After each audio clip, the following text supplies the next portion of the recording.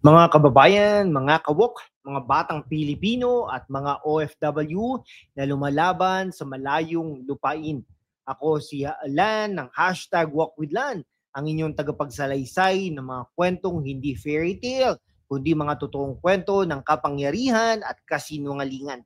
Parang sa mga kwento ni Deo Macalma sa DZRH, kung saan ang mga bubwit sa gobyerno ay nagiging dambuhalang daga sa harap ng katotohanan.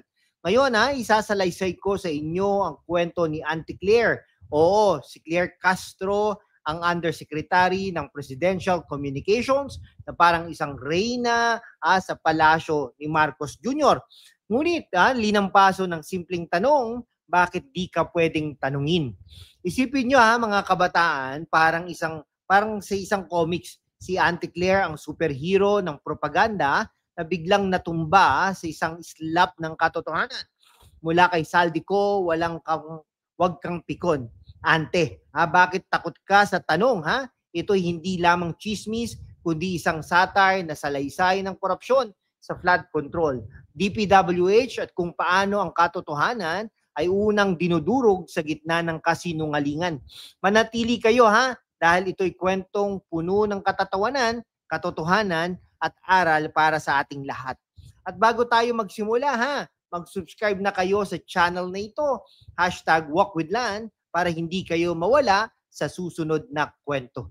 Magsimula tayo Magsimula tayo sa kwento mga kawok. Si Claire Castro o Auntie Claire sa mata ng publiko. Bakit ante? Dahil parang tiyahin na laging may payo, ngunit payo ng puno ng twist. Bilang undersecretary sa PCO, siya ang boses ng palasyo at tagapagtanggol ng Marcos Jr. administration. Pero sa kwento nating ito, siya ay parang isang karakter na sa satire na nobela. Isang press officer na nagsasabi walang korupsyon habang ang baha ay lumulunod sa bayan. Noong November 2025, nang mag-rally ang daang-daang libong Pilipino laban sa flood control corruption scandal, anong sabi ni Auntie Claire? Live propaganda parang sa isang komedya, hindi ba? Habang ang mga tao sa Metro Manila ay lumulutang sa baha, ay siya ay nagsasabi na walang problema. Parang siya isang bugwit sa DZRH commentary ni Deo Macalma na nagtatago sa butas ng palasyo. Ngunit lumalabas para sabihin comedy series ang expose ni Saldico. Si Saldico ang dating congressman na naglabas ng tell-all video tungkol sa bilyong-bilyong pisong nawawala sa flood projects. Anong sabi ni Claire? He can't present evidence. Evidence is just reading from a script. Witty, di ba? Pero sino ang tunay na nagbabasa ng script? Ang palasyo ba? Mga kabataan, isipin nyo sa panahon ng social media, bakit takot si Auntie Claire sa tanong? Dahil ba ang katotohanan ay parang isang slap, linampaso? Kwento ko sa inyo nung siya ay nag-dismiss, ay parang slap, linampaso kwento ko sa inyo.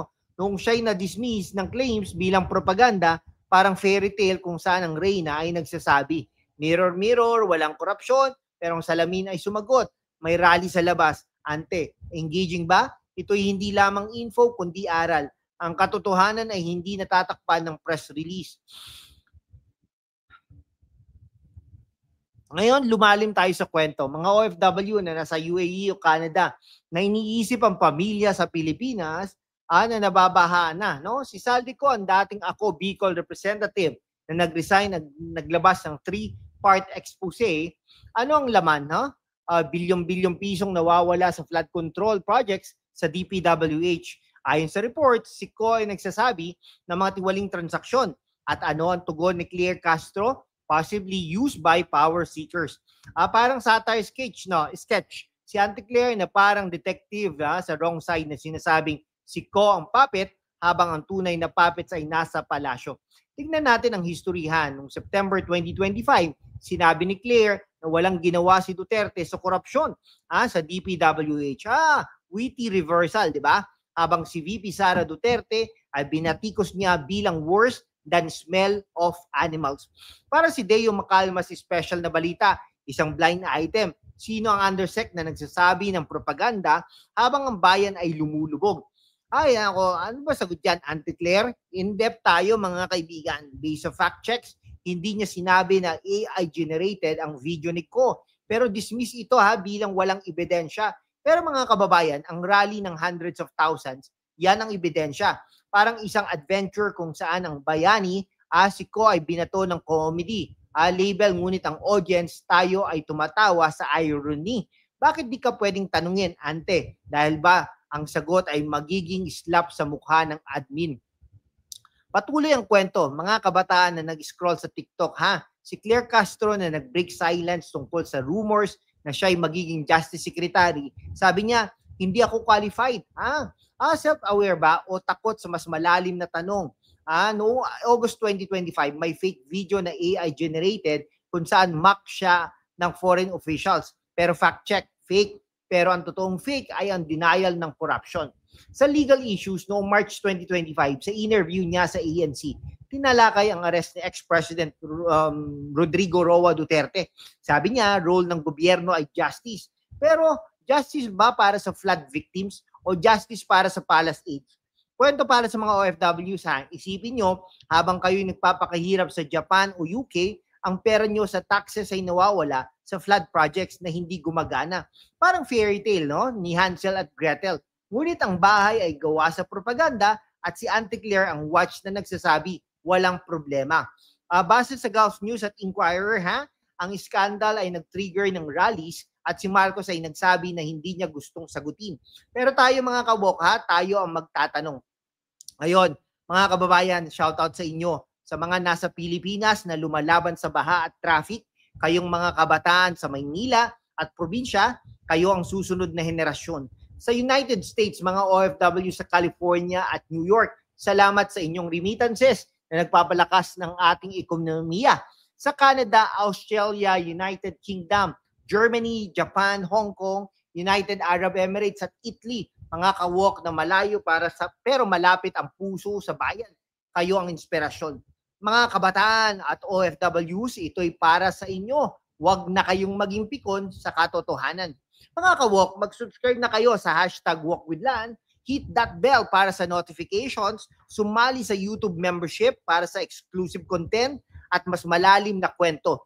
Mga kababayan, sa gitna ng kasinungalingan, ang katotohanan ang unang dinudurog. Pero kasama kayo, mga kawok, kaya nating itindig ang tama. Sumali na sa aking YouTube membership. Sama-sama, pananatilihin nating malaya at walang takot ang boses natin para sa bayan. Salamat sa inyong solid na suporta. Mag-subscribe na sa #WalkWithLan YouTube channel membership at maging bahagi ng ating masiglang laban. #laban para sa katotohanan, #WalkWithLan. Bago po tayo magtapos, gusto ko rin pong i-promote ang ating affiliate marketing. No? Yan. Marami po tayong produkto na tinatag. Mag-comment lang po kayo kung ano po yung gusto nyong itag. No? Mga pang-giveaways, Christmas, mula po yan sa Shopee, sa Lazada, at kung ano-ano pa. No? Produkto po yan. Nagkakaroon lang po tayo ng konting bayad. No? Ito ay way ng pagtulong nyo po sa ating channel. Maraming salamat po. Sa wakas ng ating kwento, mga kawok, si Auntie Claire ay linampaso ng katotohanan. Huwag kang pikon, ante. No? Bakit di ka pwedeng tanungin? Dahil ang sagot ay magbubunyag ng higit pa. Ito'y satire na paalala. Sa politika, ang propaganda ay parang bubwit na lumalaki. Pero tayo ang pest control. Manatili tayong witty, informed, at united. Salamat sa panonood Mag-like, i-share, at subscribe. Hanggang sa susunod na kwento, laban para sa katotohanan. At maraming salamat. Mabuhay ang Pilipinas.